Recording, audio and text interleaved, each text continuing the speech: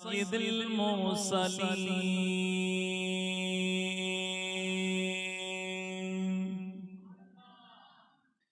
अम्मा बअद फ़अऊज़ु बिल्लाहि मिनश शैतानिर रजीम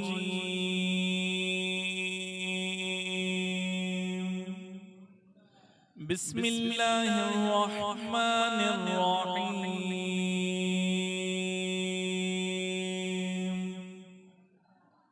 अला इन्ना औलिया अल्लाहि ला खौफुन अलैहिम वला हुम यहज़नून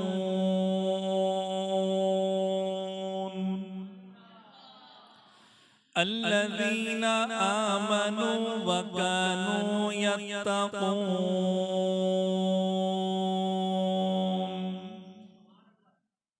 सदक़ल्लाहुल अज़ीम व सदक़ रसूलुहुन नबियुल करीमुल अमीन व क़ाल अल्लाहु तबारक व तआला फ़ी मक़ामिन आख़र इन्नल्लाहा व मलाइकतहु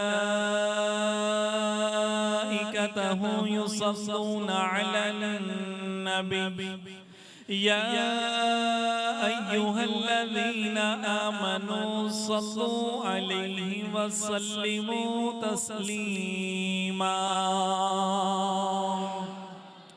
अल्लाहुम्मा सल्लि अला सय्यदिना व मौलाना मुहम्मदिन व बारिक व सल्लिम सलातन व सलामन अलैका या रसूलल्लाह व अला आलिका व अस्हाबिका या हबीबल्लाह अस्सलातु वस्सलामु अलैका या नबियल्लाह व अला आलिका व अस्हाबिका या नूरल्लाह।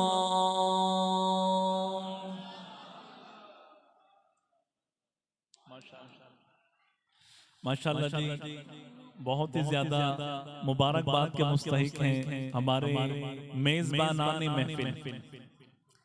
अब तो माशाअल्लाह कसीर मेजबान बन गए, अल्लाह की रहमत है। हाँ, वो कहते हैं ना, मैं तो तन्हा ही चला था जानिबे मंजिल, मैं तो तन्हा ही चला था जानिबे मंजिल, एक एक आता गया कारवां बनता गया। तो माशाअल्लाह अब तो मुख्तार मदीना ही नहीं बल्कि माशाअल्लाह कौसर जावेद भी तैयार हो गई है, अल्लाह की रहमत है, और न जाने कितने तैयार होंगे। हाँ, तो अल्हम्दुलिल्लाह अल्हम्दुलिल्लाह, हमारे खुशनसीबी है कि अल्लाह पाक ने हमें तौफीक अता फरमाई कि हमारे इलाके में एक ऐसी शख्सियत, ऐसे चेहरे जो जाहिरी तौर पर आज इस दुनिया में नहीं है। मेरी मुराद आप समझ गए होंगे, हमारे भाई मोहम्मद जावेद रजा कादरी अत्तारी साहब, अल्लाह उनको गरीब की रहमत फरमाए। देखिए आज वो नहीं है लेकिन उनका मिशन आज भी चल रहा है, उनकी सोच उनके फिक्र पर अमल आज भी हो रहा है। तो आइए जरा मैं बताता चलूं, इसी चीज का नाम है सदक़े जारिया। हदीस मुबारक में इरशाद फरमाया, जब बंदे मोमिन इस दुनिया से रुखसत हो जाता है सारी चीजें खत्म हो जाती हैं सिवाय तीन कामों के, तीन बातों के। उनमें से एक काम ये भी है, फरमाया वो अजीम सदका जो अपने हाथ से जारिया बना गया। तो कुर्बान जाएंगे जो पूरी की पूरी मस्जिद ही बना गया। तो इससे बढ़ के सदक़े जारिया क्या हो सकता है। बेटे को हाफिज़ कुरान बनाएं, ये भी कामयाबी की बात है, लेकिन हो सकता है कि बेटा बदल जाए, लेकिन कुर्बान जाएंगे जिसने अल्लाह के घर के बनाने का अहद कर लिया और घर बन गया, तो समझ लो घर तो क़यामत तक चलेगा। इंतजामिया बदलती है, मस्जिद नहीं बदलती। निजाम बदल जाता है लेकिन अल्हम्दुलिल्लाह असल बरकरार रहती है। इमाम बदल जाता है लेकिन मस्जिद की नमाजें बरकरार रहती हैं। तो अल्हम्दुलिल्लाह तमाम अहले इलाका खुश नसीब हैं, खुशबख्त हैं, और उनके साहबजादगान भी अल्लाह उनको सेहत और सलामती अता फरमाए, और उनके बरादरान भी अल्लाह पाक उन सबको इसी तरह फूलों की तरह गुलदस्ते में जमा रहने की तौफीक अता फरमाए। अल्हम्दुलिल्लाह तुम अल्हम्दुलिल्लाह। कसीर चेहरे ऐसे हैं जिनके चेहरों से मोहब्बत जाहिर हो रही है। अल्लाह आप सबको सलामत रखे, बरकत अता फरमाए। आज की जो महफिल है 10वीं महफिल है। 11वीं महफिल है, 10वीं महफिल बनेगी। कल इंशाअल्लाह 11वीं महफिल होगी। अगरचे रात तो 11वीं की है, रात तो 11वीं की है, ले तो 11वीं वाले दा नाम ते डूबी हुई तर जाए। तो भाई रात है 11वीं की अल्हम्दुलिल्लाह, और सुबह दिन होगा 11वीं का। अल्लाह पाक हमें हुजूर गौसे पाक के फैज़ से माला माल फरमाए।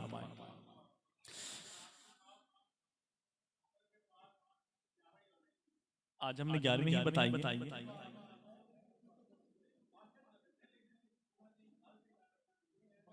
चलें चलें चलें, समझने में फर्क आ गया। जो ये फरमा रहे हैं तकरीबन हम भी वही कह चुके हैं कि 11वीं की रात लग चुकी है। अल्हम्दुलिल्लाह तुम अल्हम्दुलिल्लाह।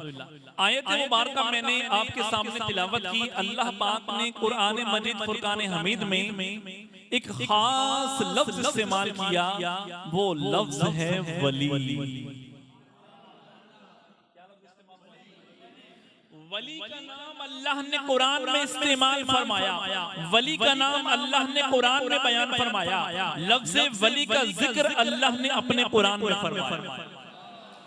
तो कितने खुश नसीब हैं मैं और आप कि हम वलियों का जिक्र करने के लिए बैठे। मुझे बहुत खुशी हुई, कारी मोहम्मद जुबैर साहब ने ये पैगाम दिया कि अल्हम्दुलिल्लाह जिस तरह 12वीं की 12 महफिलें सजाई जाती हैं, 11वीं की 11 महफिलें सजाई जा रही हैं। तो क्यों ना हो हम उन लोगों की शान बयान करने और सुनने के लिए जमा हैं जिनकी शान अल्लाह अपने कुरान में बयान फरमा रहा है। फर्क इतना है कि अल्लाह ने तमामे का जिक्र फरमा दिया, हम अपनी हैसियत के मुताबिक एक एक का जिक्र सुन रहे हैं, लेकिन सभी की असल एक है, और वो क्या है? वली। क्या है जी? वली। अच्छा जी, सब जरा तवज्जो रखिएगा। और अल्हम्दुलिल्लाह तुम अल्हम्दुलिल्लाह इतनी महफिलें सुनने के बाद तो यकीनन आपके इल्म में बहुत ज्यादा इजाफा भी हो गया होगा, क्योंकि रोजाना एक नया फूल और नई खुशबू जाहिर हो रही है। एक नया स्कॉलर, नया आलिम दीन आ रहा है, नई गुफ्तगू समझाकर जा रहा है। कुछ ना कुछ हमारे सीनों में इल्म का खजीना जमा होता जा रहा है। और जिसके दिल के अंदर खुदा न खास्ता खलश और किसी भी किस्म की खारिश होगी, तो अल्हम्दुलिल्लाह वलियों का जिक्र सुनने की बरकत से खलल भी खत्म हो जाएगा, खारिश भी खत्म हो जाएगा, क्योंकि जिक्र कुरान का हो रहा है और कुरान में जिक्र अल्लाह के वली का हो रहा है। अल्लाह रब्बे करीम ने कुरान मजीद फुरकान हमीद में इरशाद फरमाया, अला इन्ना औलिया अल्लाह, सुन लो खबरदार, बेशक जो अल्लाह के वली हैं, जो अल्लाह के महबूब हैं, जो अल्लाह के दोस्त हैं, जो अल्लाह के दीन के मददगार हैं, अल्लाह पाक उनके बारे में एक बहुत बड़ा ऐलान फरमा रहा है, एक बहुत बड़ी खुशखबरी सुना रहा है। और हम सब लोगों को एक अजीम शान खबर सुनाई जाए कि सुन लो, इसी जमीन के ऊपर, इसी आसमान के नीचे मेरी एक ऐसी मखलूक आबाद है कि जिसको ना तो किसी किस्म का खौफ है ना किसी किस्म का डर। अल्लाह वो कौन है कि जो इसी जमीन के ऊपर है, इसी आसमान के नीचे है, हालांकि कायनात की हर चीज खौफ और गम की कैफियत से गुजर रही है। आप देखना चाहते हैं तो देखिए, जरा गौर करें, ये ऊंचे ऊंचे दरख्त जो सरसब्ज़ो शादाब हैं, फूलों और फलों से लदे हुए हैं, उनको भी डर लाहिक है कहीं कोई संग तराश ना आ जाए, कहीं कोई काटने वाला ना आ जाए और हमें काट कर दो हिस्सों में ना कर। दरख्तों को डर और खौफ लाहिक है।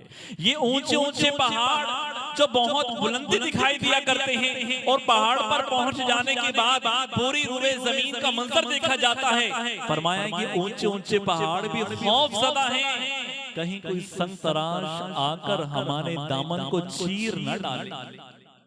फोर्ट मनरू में सखी सरवर, यकीनन आप में से बड़ी तादाद की हाजिरी हुई होगी। हजरत सखी सरवर शहीद रहमतुल्लाहि ताला अलैह, वो इलाके थोड़ा सा तरक्की की तरफ है, तो वहाँ क्या हो रहा है जनाबे वाला, वहाँ पहाड़ों को चीरा जा रहा है, काटा जा रहा है और थोड़े से रास्ते बनाए जा रहे हैं ताकि मखलूक खुदा वहाँ आ सके, और कुछ सियाहत के मकामात बनाए जा रहे हैं ताकि लोगों के लिए उन मकामात का सफर आसान हो सके। तो पहाड़ों को भी डर है कहीं कोई काटने वाला ना आ जाए। जनाबे वाला खूबसूरत नजर आने वाली जमीन पर सर सब्ज़ो शादाब सब्ज रंग की घास, उसे भी खौफ है कहीं कोई 4 पांव वाला जानवर आकर मेरे हुस्न को जाया ना कर दे।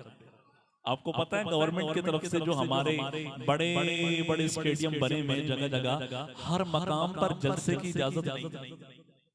उसकी वजह यह है कि वहां का हुस्न, वहां का निजाम, सफाई सुथराई मुतासिर हुआ करती है। क्यों? तो फरमाया कि ये सरसब्ज़ो शादाब नजर आने वाली घास, इसको भी डर है कहीं कोई 4 पांव वाला जानवर आकर अपने पांव से मुझे रौंद ना दे और अपने मुंह से चबाकर मुझे नोच ना ले।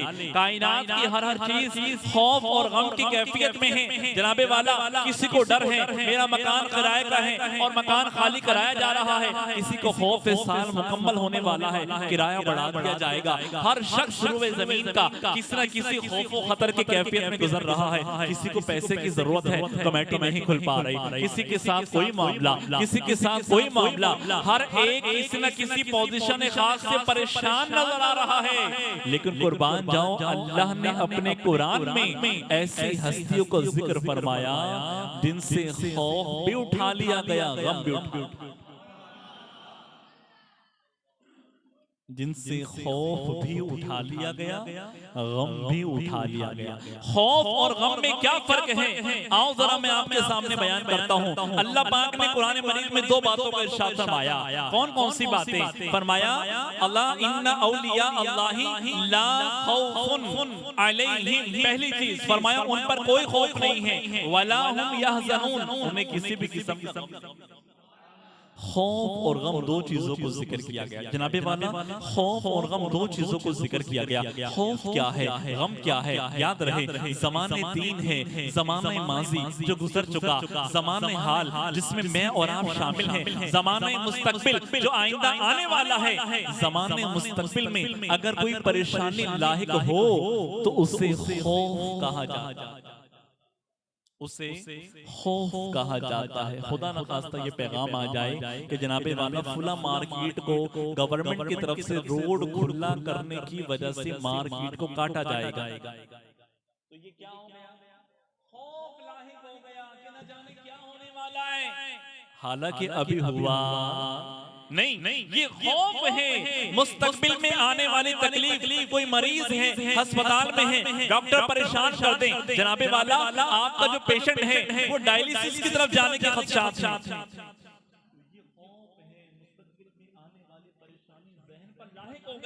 और बंदे मोमिन मुसलसल परेशानी का वक्त गुजार रहा है, तो ज़माने मुस्तकबिल में आने वाली तकलीफ को खौफ कहा जाता है। और ज़माने माजी जो गुजर चुका उसमें पेश हो जाने वाली तकलीफ को गम कहा जाता है।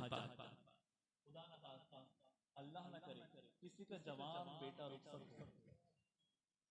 अब ये सारी जिंदगी का रोग सीने पर रखा रहता है, अल्लाह न करे जिसके साथ बीता है उसी को अंदाजा होता है। अल्लाह न करे अगर किसी का मकान जल गया, किसी का कारोबार ठप हो गया, कोई बड़ी मुसीबत में आ गया, कोई बड़े कर्जे में आ गया, अब अल्लाह ने आहिस्ता आहिस्ता मेहरबानी फरमाई तो ज़माने माजी के अंदर जो तकलीफ आ चुकी, किसी की वालिद गिरामी फौत हो गई, वो उसके लिए सरमाया था, वो उसके लिए सायादार दरख्त था, किसी की माँ फौत हो गई, किसी की जोजा फौत हो गई, खुदा न खास्ता ज़माने माजी में पेश हो जाने वाली तकलीफ को गम कहा जाता है। और तीसरा जमाना है ज़माने हाल। तो ज़माने हाल में जिस किस्म की कैफियत हुआ करती है वो या तो आने वाली होती है, या गुजर चुकी होती है, या मौजूदा होती है। अल्लाह पाक ने किस कदर मेहरबानी का मामला फरमाया, अपनी मखलूक में अपने महबूब वलियों की शान बयान करते हुए कितनी खूबसूरत बात इरशाद फरमाई। फरमाया इन अल्लाह वालों से मैंने ज़माने मुस्तकबिल की तकलीफ को भी उठा लिया, ज़माने हाल में पेश आने वाली मुसीबतों को भी उठा लिया, और फरमाया ज़माने माज़ी में पेश आने वाले गमों को भी उठा लिया। क्यों उठा लिया? इसलिए कि ये औलिया अल्लाह है, ये मेरे हैं, ये मेरे महबूब हैं, ये मेरे दोस्त हैं, ये मेरे दीन के मददगार हैं। अल्लाह हम जानना चाहते हैं तेरे वलियों की निशानी क्या है, तेरे महबूब बंदों की पहचान क्या है, ताकि हम भी उनसे मोहब्बत करें और उन जैसा लिबादा होड़ कर हम भी अल्लाह वाले बन जाएं। अल्लाह पाक ने अगले मकाम पर दो निशानियां इरशाद फरमाई। फरमाया अल्लज़ीना आमनू व कानू यत्तकून। फरमाया सुनो फिर ये कुरान कयामत तक चलेगा, तो लिहाजा ये सिलसिला विलायत भी कयामत तक चलेगी। हुजूर ने फरमाया अना खातमन नबिय्यीना वला नबिय्य बादी। फरमाया मैं अल्लाह का आखिरी नबी हूँ, मेरे बाद कोई और नया नबी आने वाला। तो फिर हुजूर का ये सिलसिला कौन लेकर चलेगा? अल्लाह अकबर कबीरा। आइए जरा एक और रिवायत सुनिए। इस रिवायत में ये इरशाद फरमाया गया, फरमाया बनी इस्राइल के अंबिया उस उम्मत का निजाम लेकर चला करते थे। जब एक नबी का विसाल हो जाता तो दूसरे नबी तशरीफ ले आते थे और सिलसिला चला करता था। फरमाया मेरे बाद अब कोई और नया नबी आने वाला नहीं, बल्कि मेरी उम्मत के उलमा मेरी मीरास को लोगों तक कयामत तक पहुंचाएंगे। औलिया अल्लाह की जिम्मेदारी है कि वो हुजूर के दिए हुए दीन जो उनके गले में अमानत है, उनके सीनों में अमानत है, उस दीन को कयामत तक उम्मत मुस्लिमा के सुपुर्द कर दें। तो अल्हम्दुलिल्लाह सुम्मा अल्हम्दुलिल्लाह अल्लाह के महबूब वलियों ने वो सारा काम करके दिखा दिया। तो कुरान ने दो निशानियां फरमाई। फरमाया अगर तुम उनको पहचानना चाहते हो तो वो कौन हैं? लोग जिक्र करते हैं बाबा फरीदुद्दीन गरशकर का नाम लिया जाता है, मदीनतुल औलिया मुल्तान में हजरत बहाउद्दीन ज़करिया मुल्तानी का नाम लिया जाता है, हजरत हाफिज जमालुल्लाह मुल्तानी का नाम लिया जाता है, लाहौर की सरजमीन पर दाता अली हजवेरी का नाम बुलंद किया जाता है, अरे सिंध की सरजमीन पर हजरत लाल शहबाज कलंदर का जिक्र किया जाता है, हाँ हजरत सैयदना अब्दुल्ला शाह गाजी का जिक्र किया जाता है, दुनिया भर के अंदर औलिया का जिक्र किया जाता है। अल्लाह फरमा रहा है आओ इन वलियों को 100 साल गुजर जाएं, 200 साल गुजर जाएं, 500 साल गुजर जाएं, 1000 साल गुजर जाएं, तुमने नहीं देखा, आओ कयामत तक उनकी निशानियां बयान कर दें, ताकि तुम निशानियां उनके अंदर देखते रहो, उनकी विलायत को तस्लीम कर। यही तो वजह है कि आप अलैहिस्सलाम की मुबारक आमद से पहले तौरात और इंजील के अंदर अहले किताब को हुजूर की आमद की बिशारत भी दे दी गई, निशानियां भी बता दी। जी हाँ, निशानियां तक बता दी गई। फरमाया एक करीब एक नबी आने वाले हैं, तमाम तर अंबिया को उनकी मोहरे नबूवत अंगूठी की शक्ल में दी जाती थी, और वजह ये थी एक नबी के बाद दूसरे नबी ने आना था, लिहाजा पहले नबी की अंगूठी को उतार कर दूसरे नबी को पहना दी जाती थी, ताकि सिलसिले नबूवत चलता रहे और नबूवत की निशानी बनती रहे। लेकिन कुर्बान जाएंगे जब मेरे और आपके नबी की बारी आई तो मोहरे नबूवत को अंगूठी की शक्ल में पेश नहीं की, चूंकि अंगूठी टूट भी जाती है, अंगूठी उतार भी ली जाती है, चूंकि हुजूर ने तो आखिरी नबी बनना था, हुजूर पर तो नबूवत का इख्तिताम होना था, लिहाजा हुजूर को चांदी सोने की अंगूठी नहीं, किसी और धात की अंगूठी नहीं, बल्कि हुजूर के दोनों कांधों के दरमियान मोहरे नबूवत को पेवस्त कर दिया। तो ये तमाम तो निशानियां बयान की गई कि करीब एक नबी आएंगे कि जिनके दोनों कांधों के दरमियान बालों का गुच्छा होगा, उसके ऊपर लिखा होगा अल्लाह रसूल मोहम्मद। फरमाया यही बालों का गुच्छा उनके लिए मोहर नबूवत होगा, और वो इस नबूवत की मोहर को अपने जिस्म अक़दस के साथ साथ ले जाएंगे। अल्लाह अकबर कबीरा। बहरहाल मोहब्बत की बातें हैं, बात को आगे लेकर चलता हूँ। अल्लाह ने कुरान में दो निशानियां बयान फरमाई। फरमाया अल्लज़ीना आमनू, सुनो जिन वलियों की शान हम बयान कर रहे हैं, उनकी पहली निशानी ये है कि वो अहले ईमान होंगे। वो क्या होंगे? जी हाँ, बेईमान अल्लाह का वली नहीं हो सकता, गुमराह बद्दीन अल्लाह का वली नहीं हो सकता, फासिको फाजिर अल्लाह का वली नहीं हो सकता, बदअकीदा अल्लाह का वली नहीं हो सकता। वकानु यत्तकून, और दूसरी निशानी फरमाया वो मुत्तकी परहेजगार होगा। तकवा और परहेजगारी इख्तियार करने वाला होगा। वो दुनिया को दुनिया नहीं बल्कि दुनिया को फना समझते हुए दुनिया को इस्तेमाल करने वाला होगा। हाँ, मुत्तकी परहेजगार होगा। ये दो निशानियां अल्लाह ने कुरान में बयान फरमाई। प्यारे भाइयों, ये बात ज़हन में रखिएगा, वली कभी भी शरीयत से टकराता नहीं, ये फिक्रा याद रखिएगा। वली कभी भी शरीयत से टकराता। जरा मेरी बात दोबारा दोहराइए, क्या कहा मैंने? मैं दोबारा दोहराता हूं, फिर आप भी बताइएगा। सारा बयान इसी के ऊपर होगा। वली कभी भी शरीयत से टकराता। इसका क्या मतलब है? इसका दूसरा मतलब ये है कि अगर कोई शरीयतों तरीक़त से टकराए, जो शरीयत के खिलाफ वर्जी करे, जो कुरान और सुन्नत की मुखालफत करे, जो कुरान और सुन्नत से हटकर चले, जो सुन्नत नबी से हटकर बयान करे, फरमाया वो अल्लाह का वली नहीं। चूंकि अल्लाह पाक ने कुरान मजीद फुरकान हमीद में वाज़ेह इरशाद फरमाया, लक़द काना लकुम फ़ी रसूलिल्लाहि उस्वतुन हसना। अलबत्ता तहक़ीक़ तुम्हारे लिए अल्लाह के नबी की ज़ात बेहतरीन है। हुजूर ने हमें जीना भी सिखाया, हुजूर ने हमें सोना भी सिखाया, हुजूर ने हमें खाना भी सिखाया, हुजूर ने हमें चलना भी सिखाया। अरे हुजूर ने हमें अज़दवाजी मामलात भी सिखाए। यहाँ तक कि जब हमारी जिंदगी का सफर मुकम्मल हो जाए तो हमें गुस्ल और तदफीन तक सिखाए। तो बताइए, जब हुजूर की जिंदगी में हर पहलू मौजूद है, तो जो हुजूर के तरीके कार से हटकर चले वो अल्लाह का वली कभी भी शरीयत की मुखालफत नहीं करता। हराम तो दूर की बात, वली तो मशकूक और मुश्तबह चीजों से भी बचा। हराम तो दूर की बात, वली कभी भी मशकूक चीज का क्या मतलब है?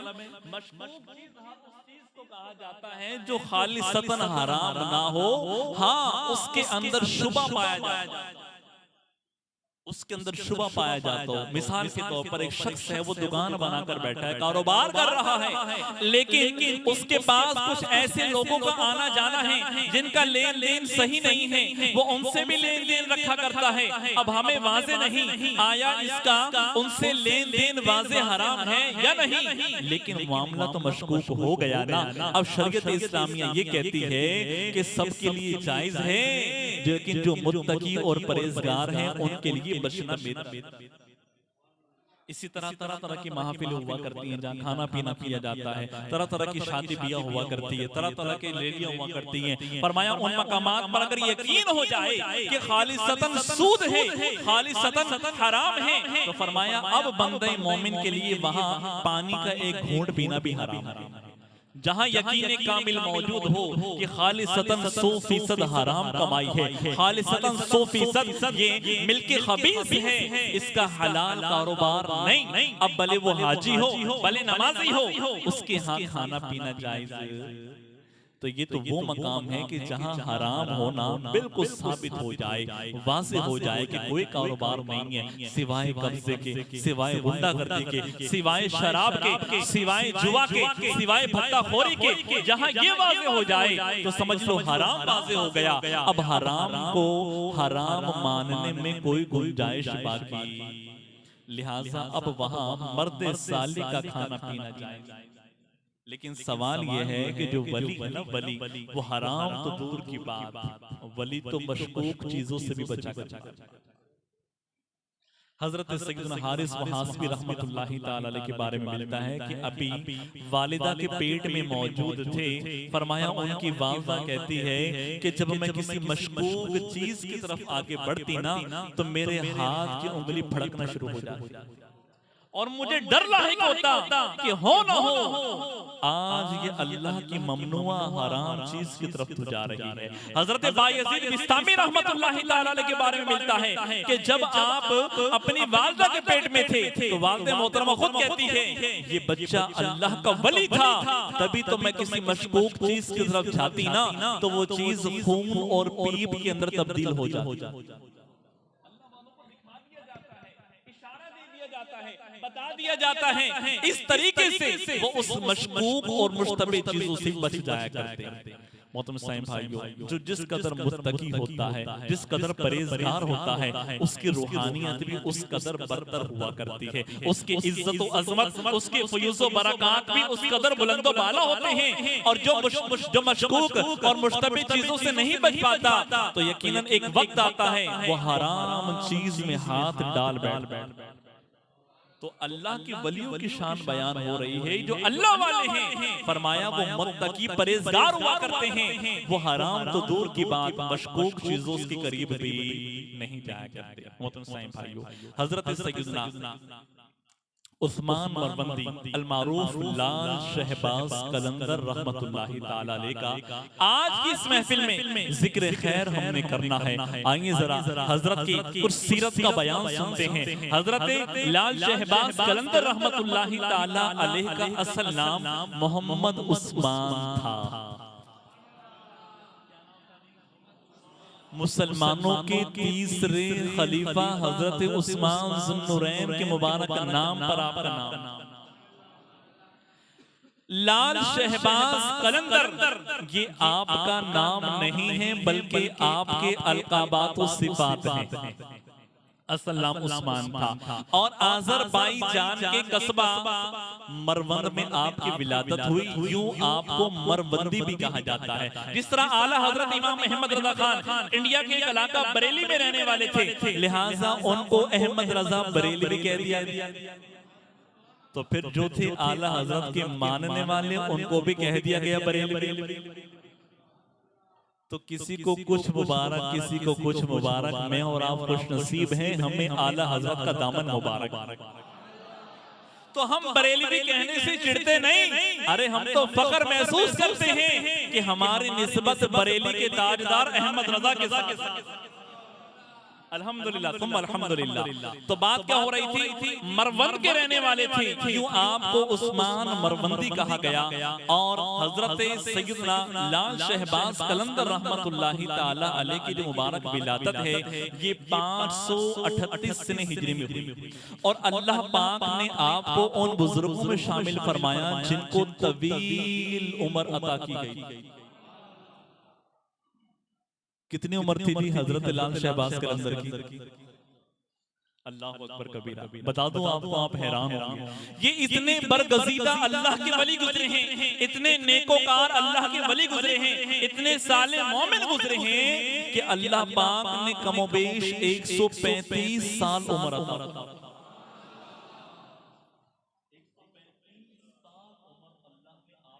फरमाई, आप अंदाजा लगाएंगे ऐन मिसाल के वक्त में आपकी मुबारक जात में किस कदर रूहानियत मौजूद हो। आज अगर 80 साल का शख्स हमें मिल जाए ना और उसके चेहरे पर सफेद दाढ़ी हो, तो खुदा की कसम उसका चेहरे में अलग ही रूहानियत होगा। वो वली हो या ना हो, लेकिन कुर्बान जाएंगे जिसको अल्लाह विलायत का ताज अता फरमा दे और उम्र हो 135 साल और नाम हो मोहम्मद उस्मान और मशहूर हो लाल शहबाज कलंदर के नाम। तो बताओ उनकी रूहानियत में किस कदर इजाफा होगा। आप वो अजीम हस्ती हैं कि जिनको रब्बे करीम ने सादात के घर में पैदा फरमाया, सैयदजादों के घर में पैदा हुए। और आप रहमतुल्लाहि ताला अलैह वो अजीम हस्ती हैं जो अहले बैत के 7वें इमाम, 12 आइम्मा में 7वें नंबर के इमाम हजरत इमाम मोहम्मद मूसा काजिम की औलाद से।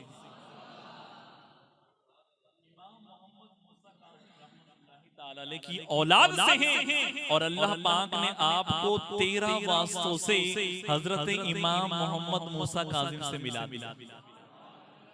आइए जरा मैं आपके सामने हजरत सैयदना लाल शहबाज कलंदर रहमतुल्लाहि ताला अलैह का मुबारक शजरा बयान करता हूँ।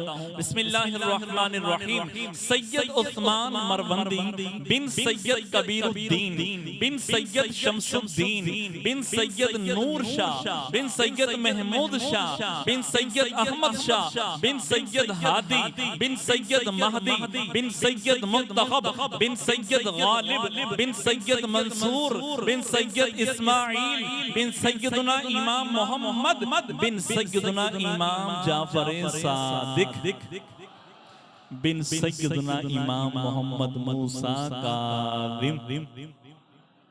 13 मुबारक वास्तों से आप हजरत सैयदना इमाम जाफर सादिक के वालिद गिरामी हजरत इमाम मोहम्मद मूसा काज़िम से जा मिलते हैं। अल्लाह अकबर कबीरा, अल्लाह अकबर कबीरा।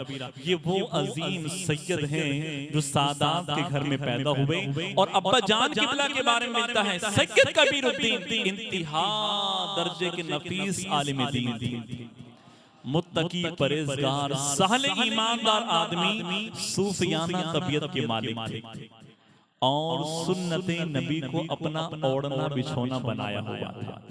जब आपके यहाँ मोहम्मद उस्मान पैदा ना हुए थे, लाल शहबाज कलंदर बेटा अता ना हुआ था, बड़ी ख्वाहिश थी अल्लाह मुझे बेटा अता फरमाए। तो सुनिए जरा, हजरत सैयदना कबीरुद्दीन रहमतुल्लाहि ताला अलैह हजरत मौला अली के मुबारक रोजे पर हाजिर हुए और आपको मौलाए कायनात की बारगाह में हाजिरी देकर आपने आपके वसीले से अल्लाह से बेटा मांगा।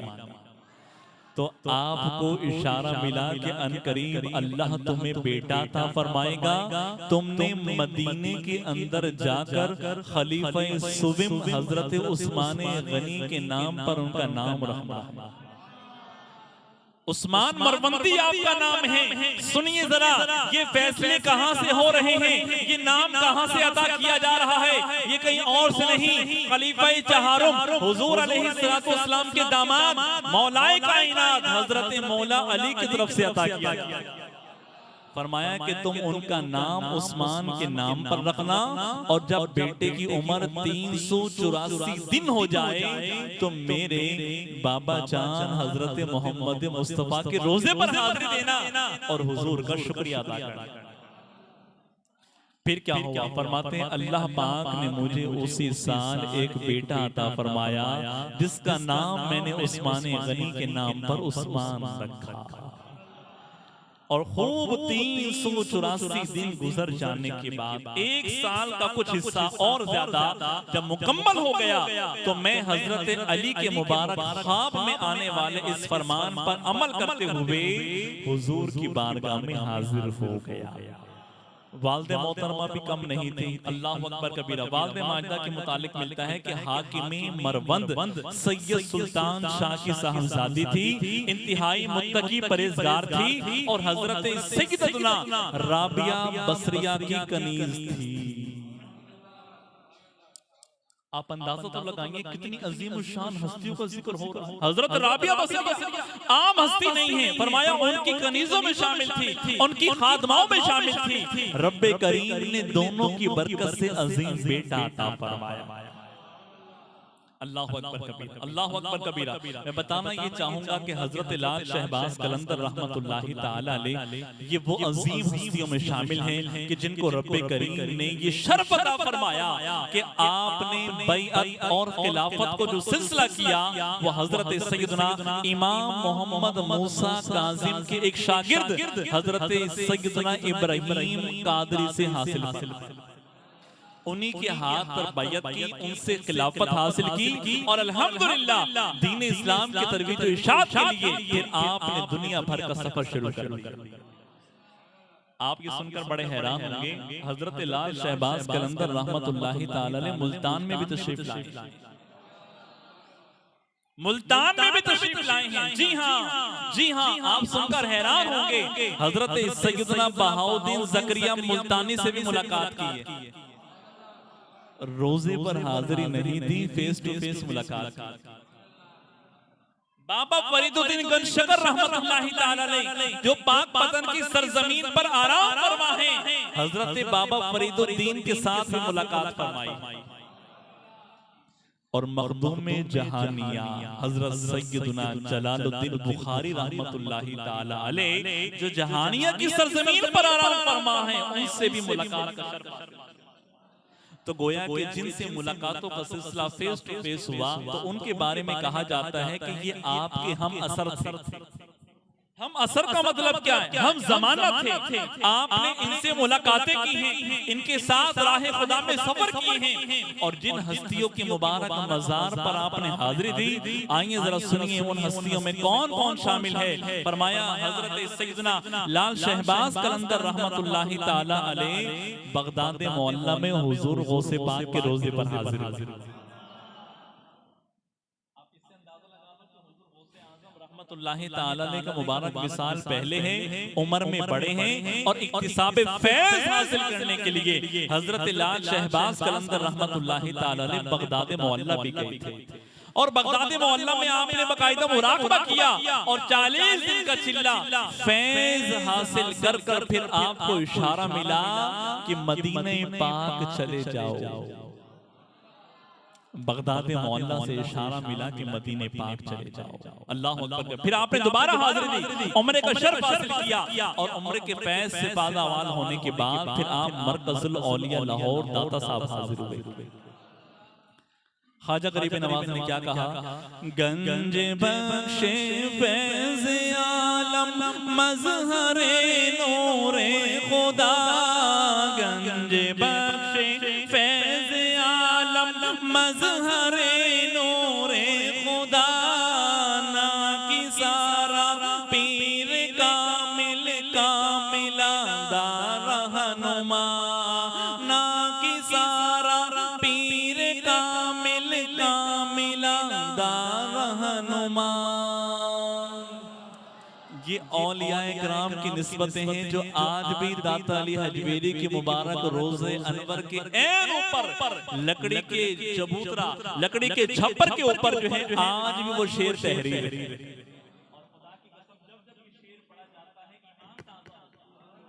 इसलिए कि शेर मेरा और आपका लिखा हुआ नहीं, सुल्तानुल हिंद का।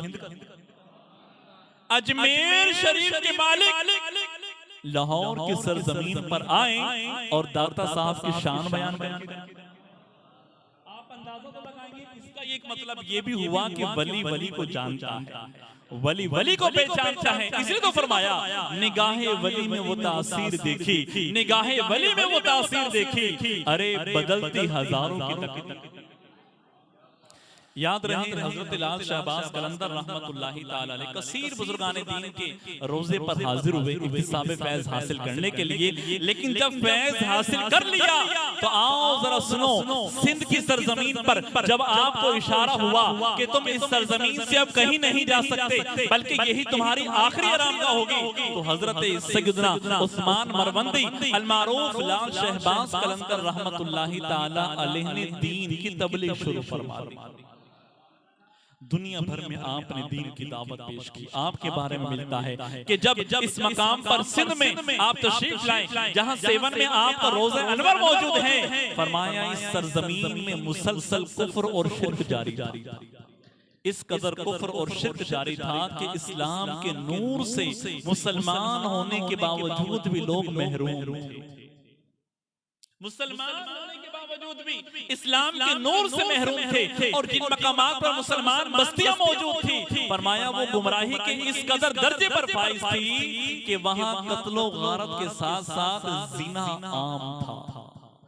और जब शाम हो जाती तो लोग बुराइयों के अड्डे आबाद कर देते। इन हालात के अंदर दरवेशों का ये टोला, दरवेशों का ये काफिला, दरवेशों का ये रेवड़ जब उस मकाम पर पहुंचा तो उन लोगों ने बड़ी हैरत ज़दा अंदाज में देखा कि ये दरवेश यहाँ आ गए हैं, इनके आने से कहीं ऐसा ना हो हमें नुकसान का सामना करना पड़े। चुनांचे रात उन्होंने कयाम किया। जब दिन का आगाज हुआ तो क्या देखा, उनके जो अड्डे थे, उनके जो बुराई के मकामात थे वो कमजोर पड़ना शुरू हो गए। उन लोगों को बड़ी परेशानी लाहिक हो गई। वक्त गुजरता गया, एक रात गुजर गई, दिन का आगाज हो गया, दूसरी रात गुजर गई, दूसरे दिन का आगाज हुआ। जब 3 रातें 3 दिन गुजर गई और बुराई के करीब कोई ना आया तो उन लोगों को परेशानी लाहिक हुई और उन्होंने अपने राजा को पैगाम दिया, आली जा इस दरवेशों के काफिले को यहाँ से निकाला जाए।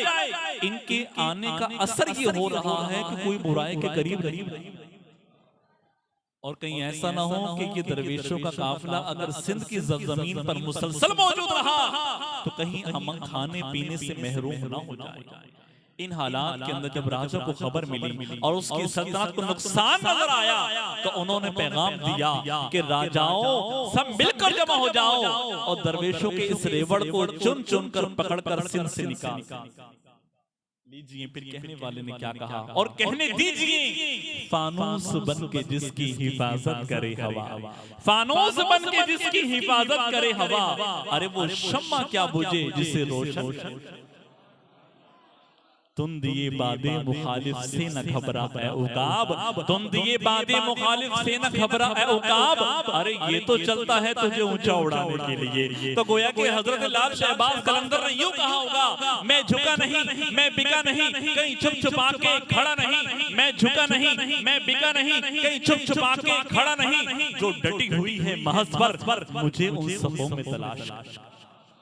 गोया कि हजरत लाल शहबाज कलंदर इस्तिकामत का पहाड़ बनकर सिंध की सरजमीन पर अपने पंजे गाड़ चुके थे, इसलिए कि ये तो दाता अली हजवेरी के फैज़ याफ्ता थे, अरे ये तो बाबा फरीदुद्दीन गलशकर के हम असर थे, ये तो मदीनातुल औलिया मुल्तान में मौजूदा हजरत बहाउद्दीन ज़करिया मुल्तानी के हम असर थे। इतना फैज़ हासिल करने के बाद ये कैसे महरूम रह सकते। हाकिम ने हुक्म दिया कि इनको चुन चुन कर सिंध से निकाल दिया जाए। चुनांचे बहुत बड़ी फौज, भारी फौज इस सीमा के काम लगाया गया और उन्होंने उस काफले के करीब जब गए तो जो ही उनका काफले के करीब पहुंचे तो अचानक क्या देखा, जब उन्होंने बुराई का इरादा करना चाहा तो जमीन फट गई और उनके पांव धंसना शुरू हो गए। जब उनके पांव धंसना शुरू हो गए तो बड़े परेशान हुए कि क्या हो रहा है, अभी तो हमने काम शुरू नहीं किया, ये हमारे साथ हो क्या रहा है। जमीन अच्छी भली मौजूद है लेकिन पांव जमीन में गड़ना शुरू हो गए और पांव निकलते नहीं हैं। बुराई के लिए कदम आगे बढ़ाते हैं, पांव और धंसना शुरू, और जो पीछे हटने का इरादा करे तो जमीन उसके लिए कुशादा हो जाती है। लीजिए बस अल्लाह ने अपने वली के हाथ पर ये करिश्मा जाहिर फरमाया, ये करामत जाहिर फरमाई कि बहुत बड़ी तादाद राजा महाराजाओं की उनको तौबा की तौफीक नसीब हुई और हजरत लाल शहबाज कलंदर की करामत को कबूल कर वो लोग कलमा पढ़कर मुसलमान। अल्हम्दुलिल्लाह हजरत लाल शहबाज कलंदर की तबलीग और मुबारक कोशिश की बरकत से आज सिंध की ज़मीन पर इस्लाम का परचम लहराया जा रहा है। याद रखिएगा वली कभी भी शरीयत से टकराता, जरा फिक्र दोबारा दोहरा दें, क्या कहा जा रहा है, वली कभी भी शरीयत से टकराता नहीं। अब बहुत अहम तरीन बात बताने लगा हूँ जनाबे वाला, वक्त बिल्कुल मुख्तसर रह गया है। हजरत लाल शहबाज कलंदर रहमतुल्लाहि ताला अलैह की मुबारक सीरत से हम आगाह नहीं, तभी तो वहाँ ऐसे खराफात का सामना करना पड़ रहा है, ऐसी बुराइयों को देखने का मौका मिलता है, ऐसे मामलात का सामना करना पड़ता है कि एक नेक साले मर्दे मोमिन अगर किसी वली कामिल का मुरीद भी हो तो खुदा की कसम वहां जाकर वो बहक जाता है। अल्लाह पाक हम सबको तौफीक अता फरमाए कि हम हजरत वाला के रोजे पर हाजिर हों और हजरत की रूहानी फैज से मालामाल हो जाए। तो याद रहे वली कामिल के रोजे पर बैठकर या वली कामिल के रोजे के बाहर की जानिब अगर किसी भी किस्म के ऐसे मामलात का सामना होता है जो शरीयत से टकराते हो, मिसाल के तौर पर उर्स के मौके पर वहाँ कवाली के साथ साथ धमाल डाला जाए और धमाल के साथ साथ खुदा न खास्ता मर्द औरत का खलत मलत सिलसिला हो और वहाँ नाच गाना होता हो और खुदा न खास्ता शराब नोशी का सिलसिला हो और खुदा न खास्ता बदकारी का सिलसिला हो, तो खुदा की कसम ये से शख्स को अल्लाह का वली नहीं कहा जा सकता। ये जितने खराफात हो रहे हैं ये वली कामिल की जानिब मंसूब भी नहीं की जा सकती। फिर क्या कहा जाएगा? आइए जरा थोड़ा सा इस पर गुफ्तगू करते हैं। इसका ताल्लुक इस्लाह माशरा के साथ है। याद रहे ये जो मज़ारात औलिया के इर्द गिर्द तरह तरह के खराफात की जा रही हैं, हमारी औकाफ की जिम्मेदारी बनती है कि जिनको रब्बे करीम ने इख्तियारात अता फरमाए हैं, असर रसूख अता फरमाया है, उनको जिम्मेदारी बनती है कि कुरान और सुन्नत की तहरीक पर अमल करते हुए जिनके आस्थानों के चंदे से अपनी जेबें गरम किया करते हैं, उनके आस्थानों से खराफात कभी खात्मा। बात दुरुस्त कर दीजिए, ईमान की बात कर दी, हक बात कर दी। याद रहे फलस्तीन के मुसलमानों को आज ताकत की जरूरत है, आज इख्तियारात की जरूरत है, आज बयानात की जरूरत नहीं है, आज तकरीर की हालत नहीं है। लिहाजा हाकिम वक्त की जिम्मेदारी बनती है, बल्कि वो मुल्क अजीज पाकिस्तान का हाकिम हो या सऊदी अरेबिया का हाकिम हो या किसी भी मुल्क का हाकिम हो, जिम्मेदारी बनती है कि ताकत का इस्तेमाल कर कर फलस्तीनी भाइयों की मदद। उनको खाने पीने की हाजत नहीं है, उनको तुम्हारे यहाँ बैठे हुए करारदाद और बयानात की हाजत नहीं है। वो मिसाइल, वो असलहा, वो साजो सामान, वो फौजी दिफाई साजो सामान जो हमने अपने मुल्क को मिल्लत और इस्लाम की हिफाजत के लिए तैयार किया है, खुदा की कसम उन मुजाहिदीन को आज सामान की हाजत है।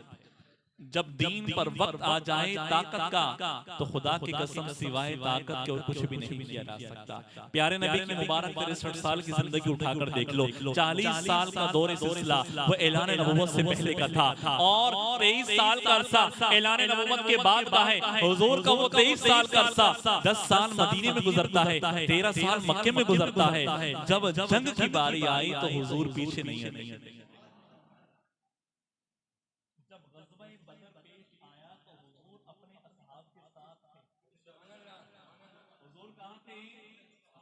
अपने सहाबा के साथ थे और सहाबा का साथ देकर ये बता दिया कि जिस तरह ये रऊफ और रहीम है, माफ करने वाले मेहरबान हैं, जब बारी आ जाए तलवार की तो फिर ये दुश्मनाने खुदा के साथ खड़े होकर तलवार का भी इस्तेमाल।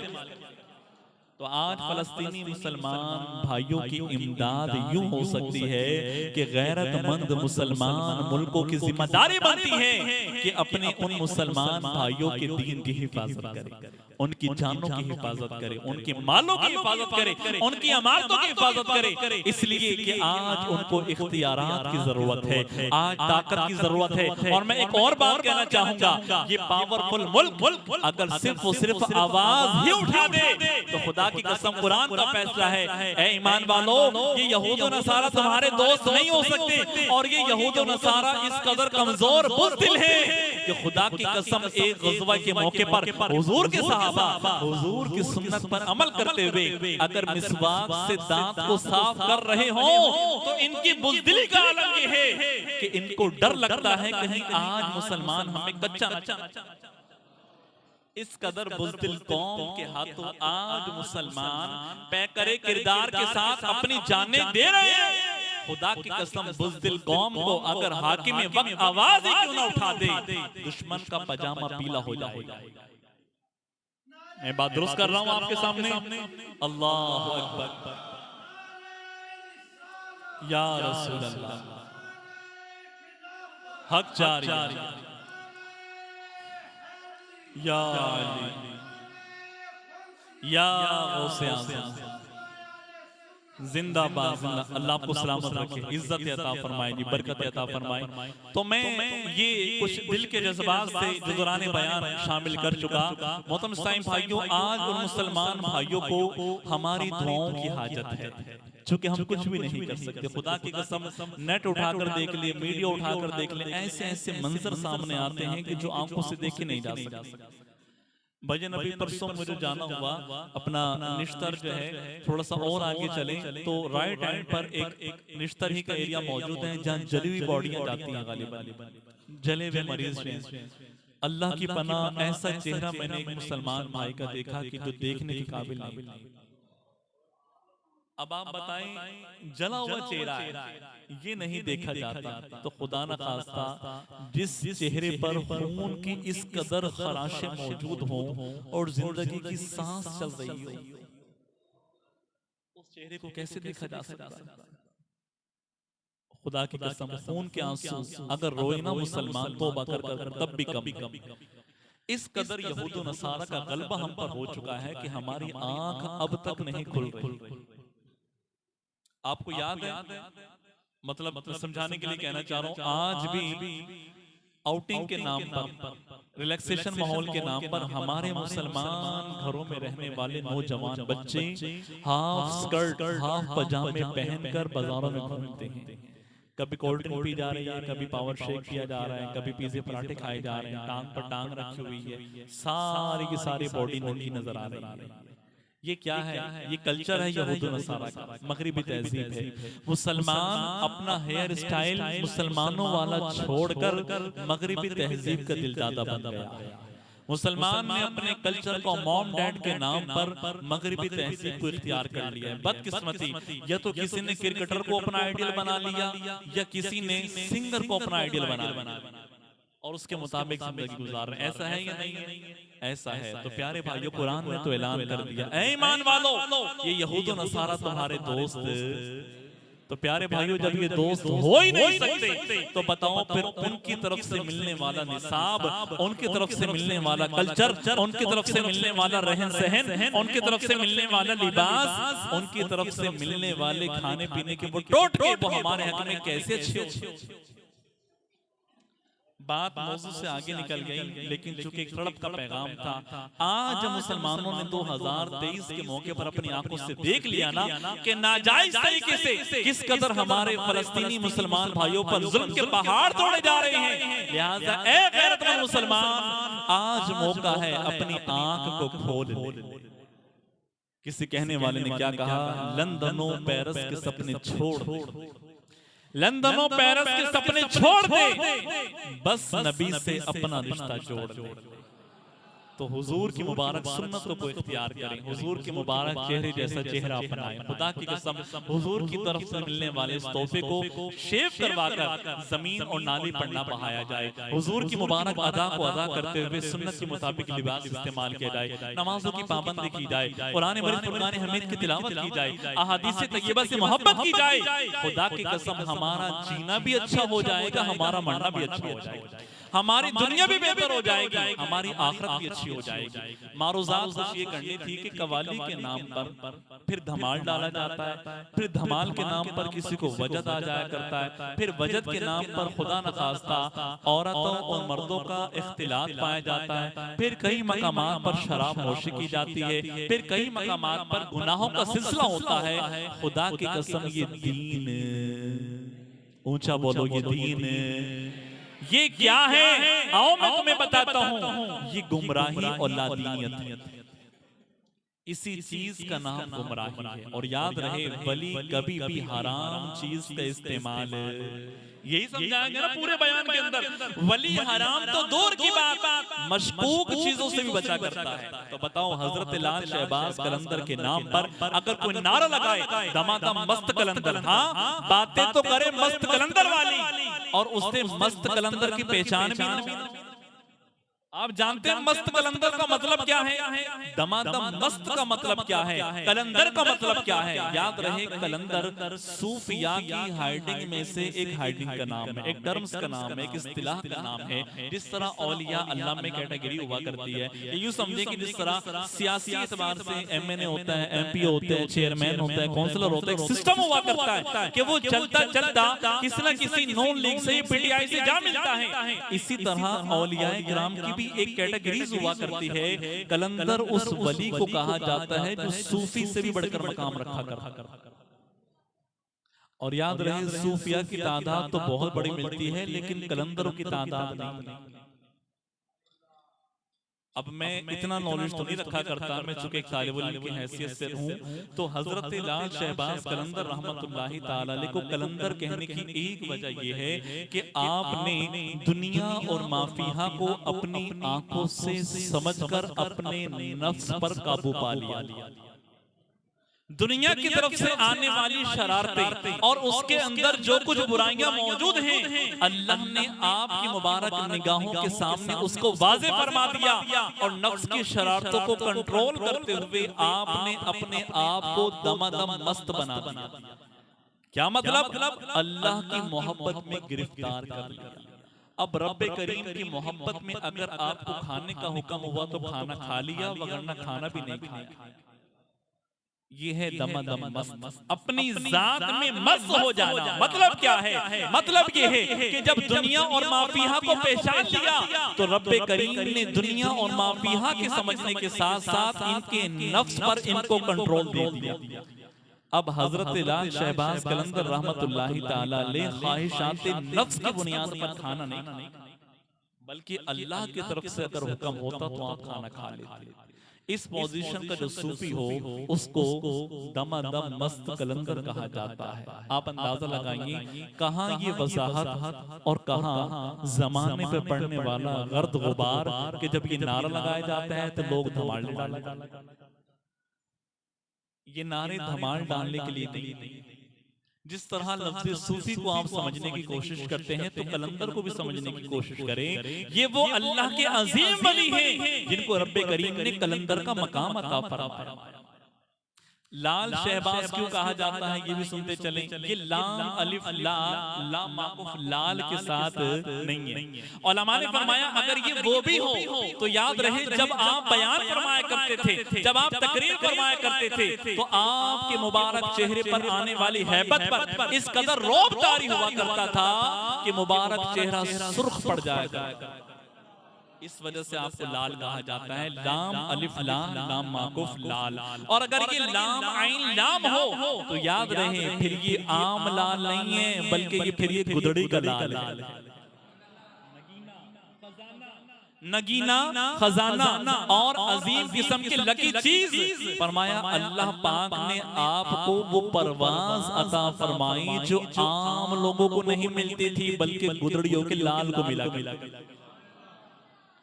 तो प्यारे भाइयों में वजाहत देना चाहूंगा जो मज़ारात औलिया अल्लाह पर तरह तरह के खराफात पाए जाते हैं इनका मज़ारात से कोई ताल्लुक नहीं है। औलिया अल्लाह की सीरत और तालीम से कोई ताल्लुक नहीं है। इसी तरह कुरान और सुन्नत से भी इनका ताल्लुक नहीं है। लिहाजा अल्लाह के वली की शान तो गजबज के बयान की जाएगी लेकिन वलियों की सोहबत में बैठने वाले वो नजिस वो नापाक लोग जो अल्लाह के वलियों की शान को हकीर बना रहे हैं खुदा की कसम वो दुनिया में भी रुस्वा होंगे उक़बा के अंदर भी।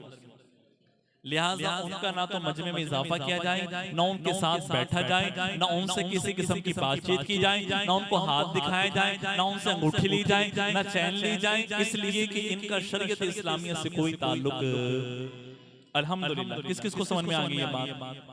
कुछ मारूफात और करनी है बयान का बिल्कुल दो तीन बातें थी उनमें से एक तो ये थी कि मर्द के लिए अंगूठी पहनना जायज है। दोबारा बात दोहरा देता हूँ तालिबुल इल्म होने की हैसियत से अगर कोई कलंदर पाक जाए और अंगूठी लेकर आए कलंदर की अंगूठी है तो याद रहे उसकी निस्बत अगरचे कलंदर से है लेकिन हमारी शरीयत उससे नाराज है।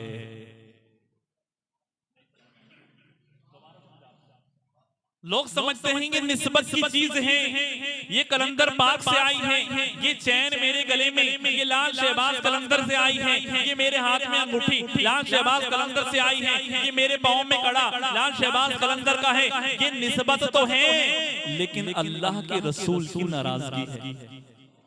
तो समझ लो अब उस निस्बत के अंदर फैज ये ऐसा ही है जैसे कि कोई किसी हसीन जगह पर एक खाली कब्र के ऊपर खूबसूरत गुंबद बना दे तो अंदर तो कुछ भी। इसी तरह खुदा न खास्ता जो शरीयत इस्लामिया की मुखालफत करती हो चीज और उसकी निस्बत की जाए अल्लाह के वली की जानिब, हालांकि हमने ये बात सुन ली कि वली कभी भी शरीयत से टकराता। हुजूर के एक सहाबी हुजूर की बारगाह में हाजिर हुए, उनको इल्म नहीं था, उनके हाथ में सोने की अंगूठी मौजूद थी। हुजूर से हम कलाम होना चाहते थे, हुजूर के करीब हाजिर हुए, हुजूर ने चेहरे अनवर फेर लिया, फिर और करीब बढ़े, हुजूर ने चेहरे अनवर फेर लिया, फिर तीसरी मर्तबा करीब बढ़े, हुजूर ने चेहरे अनवर भी फेर लिया और उसके हाथ से अंगूठी निकाल कर फेंक दी। जब हुजूर चल दिए तो किसी कहने वाले ने कहा, ए नौजवान, अब तो हुजूर चले गए, अब तो अपने सोने की अंगूठी को उठा ले। सुनिए उस आशिक रसूल ने क्या जवाब दिया। कहा रब्बे काबा की कसम, जिस चीज को अल्लाह के नबी ने अपनी निगाहों से उतार दिया, अपनी निगाहों से उतार दिया, मैं उस चीज को हरगिज कबूल नहीं कर सकता। हुजूर जिस चीज से मना कर दें तो वो हुजूर का उम्मती, और ये कहने वाला कि गुलाम है, गुलाम है, रसूल के गुलाम है। अरे गुलामी रसूल में मौत भी कबूल है, मौत तो कबूल करते हैं, हुजूर के पैगाम को कबूल नहीं करते। ये कैसा गुलाम है जो बाप को बाप तो माने, लेकिन बाप कहे बेटा ये काम ना करो तो वही काम करके दिखाए। तो बताओ वो बेटा फरमाबरदार हो सकता? हुजूर का कलमा तो पढ़ते हैं लेकिन अंगूठियां एक नहीं, दो नहीं, चार अंगूठियां पहने रखते हैं और कहते हैं फुला आस्थाने से मेरा ताल्लुक है, फुला खानका से मेरा ताल्लुक है, फुला से मेरा ताल्लुक है। याद रहो ये सिवाय गुमराही के और कुछ भी नहीं। तो फिर हकीकत क्या है ये भी सुनते चलो, याद रहे। फरमाया इल्म उलमा के पास अमानत है, इल्म उलमा के गलों में तोक है। अगर तो सही बयान करेंगे तो गुले गुलजार बन जाएगा, और अगर ये खयानत करेंगे तो खुदा की कसम उनके गलों में तोक बन जाएगा। ये मिंबर रसूल है, ये दीन अमानत है। मैं ये कहना चाहूंगा प्यारे नबी की शरीयत में सिर्फ और सिर्फ चांदी की अंगूठी पहनने की इजाजत है। वजन भी बयान किया गया 4.25 माशे या इससे कम। कितना? जरा बाहर वाले भी ऊंचा बोल दें। 4.25 माशे या इससे कम एक नग वाली, नग भले कितना ही बड़ा क्यों ना हो, ये अंगूठी पहनना हर मुसलमान के लिए शरीयत इस्लामी में जायज है। इसके अलावा 2 से 3 नग वाली अंगूठी वो भी जायज नहीं। चांदी से हटकर सोना या किसी और धातु वाली अंगूठी वो भी जायज नहीं। 4.25 माशे से बढ़कर वजन वाली अंगूठी अगरचे चांदी की क्यों ना हो वो भी जायज। अल्हम्दुलिल्लाह। इसी तरह प्यारे भाइयों तरह तरह के नामों पर पहनने वाली डोरियां, पाँव में कड़े, ये भी हमारे दीन में जायज नहीं है। ये सब की सब जीनत है औरतों की, मर्दों का इनसे कोई ताल्लुक। इसी तरह प्यारे भाइयों तरह तरह की मन्नतें मानी जाती हैं। मन्नत हमेशा वो मोतबर है जो शरीयत के मुताबिक हो। मिसाल के तौर पर आप ये नियत करें कि मेरा काम हो जाए मैं 2 रोजे रखूंगा, मेरी कमेटी खुल जाए मैं 6 नवाफिल पढ़ूंगा, मेरा फुला काम हो जाए मैं अल्लाह की राह में खैरात करूंगा। इन मन्नतों को मानने की इजाजत है। बात में आ रही है? वो मन्नतें मानी जाएं जो शरीयत के ऐन मुताबिक हो, शरीयत में मिसालें पाई जाती हैं। ये तरह तरह की खराफात वाली मन्नतें कि मैं मातम करूंगा, खुदा ना खास्ता संगली चलाऊंगा, नंगे पांव चलूंगा, आप बताओ इससे दीन को क्या इज्जत है? इससे दीन को फायदा है? इससे दीन को कोई फायदा नहीं, बल्कि शैतान को फायदा है, गुमराही का इजाफा है। तो दीन का इससे कोई ताल्लुक नहीं। आखिर में एक पैगाम देना चाहूंगा, अगर आपके जहन में कोई सवाल हो तो आप खड़े होकर कर सकते हैं। अगर आपको किसी भी किस्म का सवाल हो मज़ारात औलिया अल्लाह के हवाले से या किसी और हवाले से, तो आपको सवाल करने की इजाजत है। अल्लाह ने चाहा तो इंशाअल्लाह फकीर कोशिश करेगा आपके सवाल का जवाब देगा। हाँ जी, हाँ जी, हाँ जी। बड़ा प्यारा सवाल किया भाई ने। कवाली में ये शेर कहा जाता है, दमादम मस्त कलंदर अली दा पहला नंबर। याद रहे, याद रहे, याद रहे, वक्त बदल गया है। आजकल दीन में भी सियासत की जाती है, दीन में भी सियासत की जाती है, और वो यूं कि कुछ बद मजहब बद अकीदा लोगों ने सिलेक्टेड मज़ारात पर कब्जा कर लिया, और मकसद क्या है कि इनको अपना पेशवा बना लो, इनको अपना रहबर मान लो। यहाँ ऑलरेडी लोगों को एक बहुत बड़ा हुजूम है। जब तुमने इन पर कब्जा कर लिया तो यहाँ रहने वालों को अपना हम ख्याल।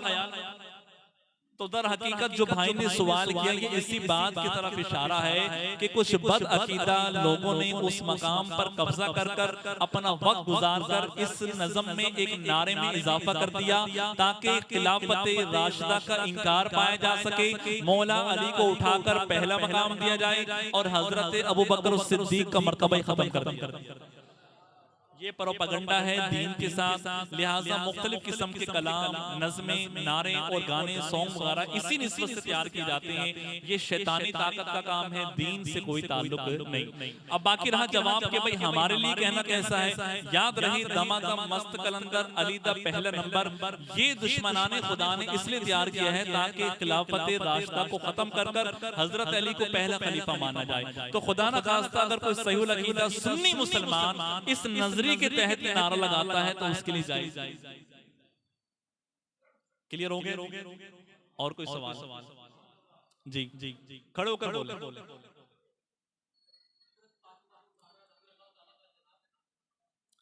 हजरत सैयदतुना फातिमा ज़हरा का जनाजा किसने पढ़ाया?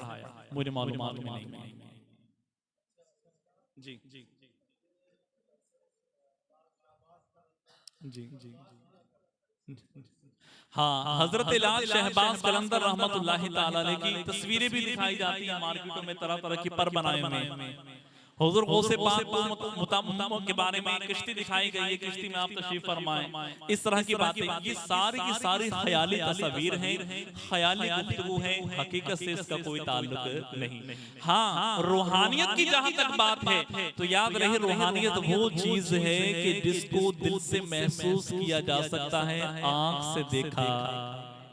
तो अगर अल्लाह की तरफ से रूहानी तौर पर आपको परवाज की ताकत मिल भी गई हो तो इसका इनकार भी। जी और कोई सवाल? और कोई सवाल करें? अगर आपके जहन गुमान में हो, जो जवाब आता होगा इंशाल्लाह दूंगा, रॉन्ग नंबर नहीं लगाऊंगा। इंशाल्लाह ये सवाल आपका उधार हो गया। सीरत की किताबों में मिल जाता है, जनाजा किसने पढ़ाया जहन में नहीं। और कोई सवाल जहन में? जी बिस्मिल्लाह। बाहर से कोई सवाल करना चाह रहा है? चलिए अल्लाह पाक की बारगाह में अर्ज करते हैं, अल्लाह पाक हमें अपने ईमान की हिफाजत करने की तौफीक अता, अपने अकायद की हिफाजत करने की तौफीक अता फरमाए।